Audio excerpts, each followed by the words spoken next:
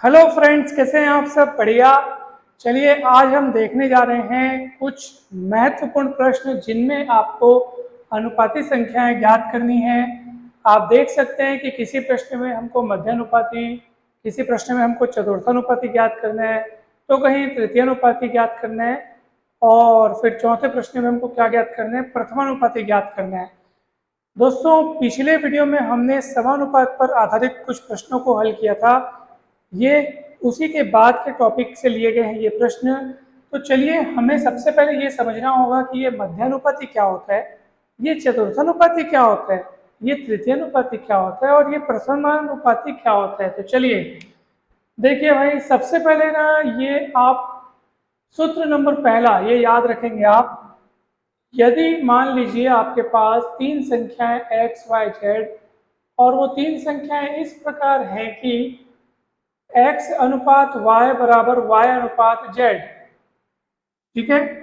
x अनुपात y बराबर y अनुपात z, आप देख सकते हैं y रिपीट हुआ है, ठीक है। यानी बीच वाला नंबर आप देख पा रहे हैं किस तरीके से रिपीट हुआ है। तो यहाँ पर जो y है उसको हम कहेंगे मध्यानुपाती। तीन संख्याओं के केस में ना, तीन संख्याएं इस प्रकार हो अगर कि x अनुपात y बराबर y अनुपात z, या आप इसको इस तरीके से भी लिख सकते हैं x बटे वाई बराबर y बटे z, या इस तरीके से भी लिख सकते हैं y क्रिया गुणा करोगे तो y स्क्वायर बराबर एक्स है। तो आप ऐसे भी लिख सकते हैं कि यदि तीन संख्या x, y, z इस प्रकार हो कि y स्क्वायर बराबर एक्स जेड, तब हम y को कहते हैं मध्यानुपाती। क्या कहते हैं? मध्यानुपाती। यानी मध्यानुपाती अगर y जो है किसका किसका मध्यानुपाती? x व z का, है ना भाई। x व z का मध्यानुपाती कहलाएगा y, और y का मान कैसे निकलेगा? Root over X Z. तो एक सूत्र तो आपको ये भी याद हो गया कि अगर y दो राशियों x और z का मध्यानुपाती है तो उसको उस मध्यानुपाती यानी y का मान निकालने के लिए आप रूट ओवर एक्स जेड कर सकते हो। तो एक सूत्र ये भी हो गया आपके पास, ठीक है। और अगर x, y, z इस प्रकार हो कि x अनुपात y बराबर y अनुपात z, तब y को तो कहते हैं मध्यानुपाती, x को कहेंगे प्रथमानुपाती, और z को कहेंगे तृतीयानुपाती। क्योंकि देखो x पहले नंबर पे है तो प्रथमानुपाती, और ये तृतीयानुपाती, और ये बीच में है इसलिए मध्यानुपाती, ठीक है। और ये शर्त फुलफिल है, यानी ये शर्त होनी चाहिए। तो ये आपका पहला सूत्र हो गया सर। इस सूत्र को आप बहुत अच्छे से याद रखिएगा। चलिए हम पहला एग्जांपल बना करके देखते हैं। 9 और 25 का मध्यानुपाती ज्ञात करने बोला है, तो डायरेक्ट ये सूत्र लगा दो। दो राशियां अगर x और y, z, x और z अगर दो राशियां हो आपके पास, x और z अगर दो राशियां हो तो उनका मध्यानुपाती सीधा निकाल सकते हो रूट ओवर एक्स जेड। सीधी सी बात, सीधा आप उनका मध्यानुपाती निकाल सकते हो। यानी यहाँ पे आप उनका मध्यानुपाती कैसे निकाल सकते हो?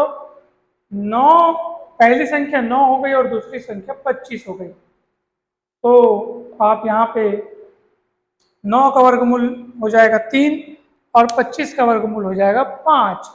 तो आपका आंसर कितना आएगा सर? 5 तिरिक 15। वैसे आप इसको 25 नहीं है 225 करके आप उसका वर्गमूल निकाल के 15 लिख सकते हो, तो मतलब 15 आना है। तो ये मध्यानुपाती आपका आ गया, ठीक है। सूत्र लगा दिए कि अगर x और z का मध्यानुपाती निकालना है तो रूट ओवर एक्स जेड होता है। तो x पहली संख्या, z दूसरी संख्या, तो पहली संख्या 9, दूसरी संख्या 25, मध्यानुपाती का सूत्र लगा दिए, यही वाला, और आंसर आ गया।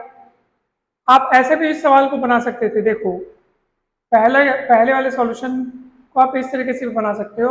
9 और 25 का क्या निकालने बोले? मध्यानुपाती। तो आप ऐसा लिख लो, मान लो 9 और 25 का मध्यानुपाती कौन है? y है, मान लो। अब 9 और 25 का मध्यानुपाती, मध्यानुपाती मतलब बीच में रहेगा, तो 9 अनुपात y और बराबर y अनुपात 25 आप उसको लिख सकते हो, ठीक है। बीच में y को रखो, यानी 9 अनुपात y और y अनुपात 25। आप ऐसे भी लिख सकते हो, 9 अनुपात y समानुपात y अनुपात 25। तो समानुपात का मतलब बराबर हो गया। तो अब 9 बटे y y/25 तिर्यक गुणा करोगे तो आखिर उतना ही आएगा, y की वैल्यू 15 ही आएगी। तो इस तरीके से भी आप बना सकते हो। मध्यानुपाती मतलब बीच में रखना है और उसी को 2 बार लिखना है। आप देख पा रहे हैं बहुत सरल है, ये कठिन कहीं भी नहीं है, कहीं भी कठिन नहीं है। तो चलिए अब हम आगे बढ़ते हैं। अब मैं आपको एक दूसरा सूत्र बताता हूँ जो कि काम का है, ये भी काम का था, वो भी काम का है।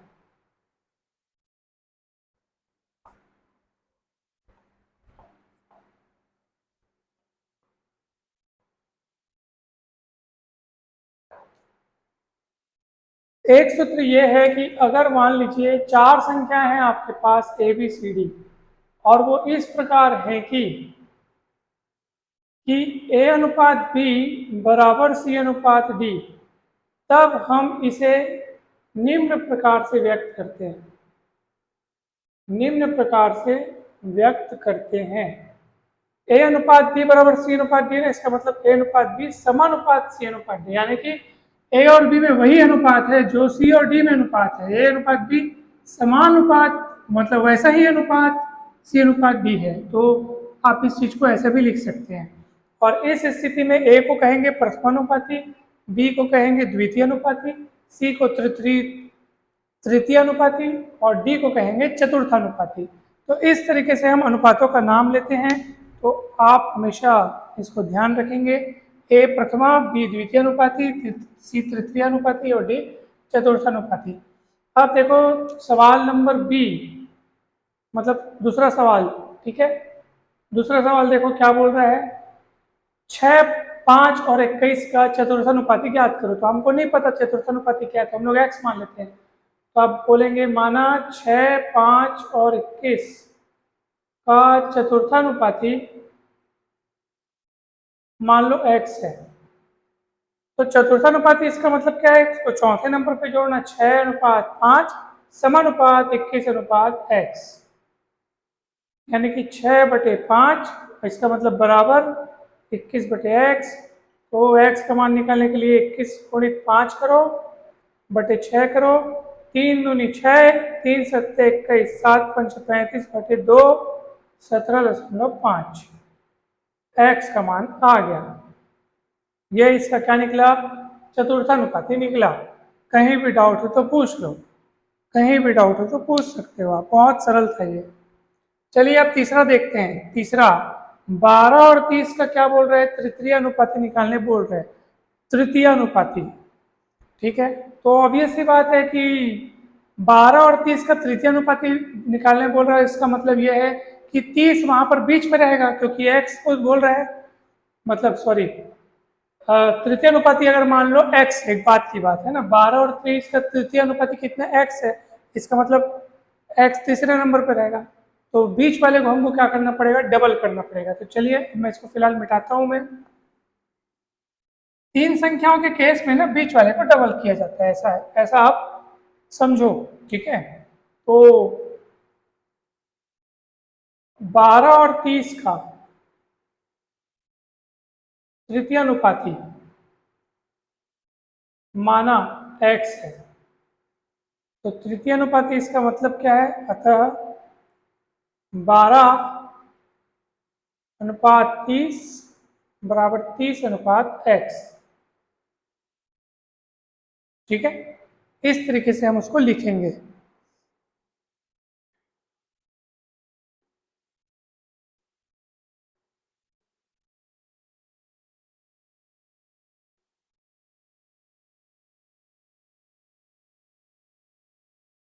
चलो अब आगे बढ़ते हैं। तो x जो है वो तृतीय अनुपाती माने हैं हम, तो 12 और 30 का तृतीय अनुपाती कितना हो गया, x माने हैं, तो वो जो है, और 30 बीच में रहेगा, 30 जो है मध्यानुपाती हो गया क्योंकि 12 और x के बीच में 30 है, तो वो मध्यानुपाती हो गया और उसी को डबल करते हैं। तो आप इसको 12/30 गुणित 30/x, तो x का मान निकाल सकते हो 30 गुणित 30/12, तो 6 दूनी 12, 6 पंचे 30, 2 एकम 2 15, 15 कितना हो जाएगा बताइए, 15 पंचे 75। तो इस तरीके से आपका आंसर आ गया। तो तृतीय अनुपाति कितना आया, x आया, आंसर आ गया। 12 और 30 का तृतीय अनुपाति x माने थे और x की वैल्यू 75 मिल गई। अब मैं आप सभी को ये डी नंबर का जो है वो होमवर्क देना चाहता हूँ। प्रथमानुपाति निकालने बोला जा रहा है, तो प्रथमानुपाति x मान लेना। जब प्रथमानुपाति x मानोगे तो सबसे पहले x रखना, अनुपात 8, फिर समानुपात 5:2.5, यानी x/8 और 5 फिर इसको क्रॉस मल्टीप्लाई करके पक्षांतर करके आप इसको कैलकुलेट करेंगे तो x का मान निकल जाएगा। ठीक है, तो आप चौथा सवाल हमको सॉल्व करके बताइए, हम आपके उत्तर की प्रतीक्षा में रहेंगे। मैं आशा करता हूँ कि वीडियो आपको अच्छा लगा होगा, समझ में भी आया होगा। वीडियो अच्छा लगा हो तो लाइक करें, चैनल को जरूर सब्सक्राइब करें, वीडियो को शेयर करें और इस चौथे प्रश्न का उत्तर मुझे कमेंट करके आप लोग जरूर बताएं, हमें बहुत बहुत खुशी मिलेगी। आप सभी का बहुत बहुत धन्यवाद।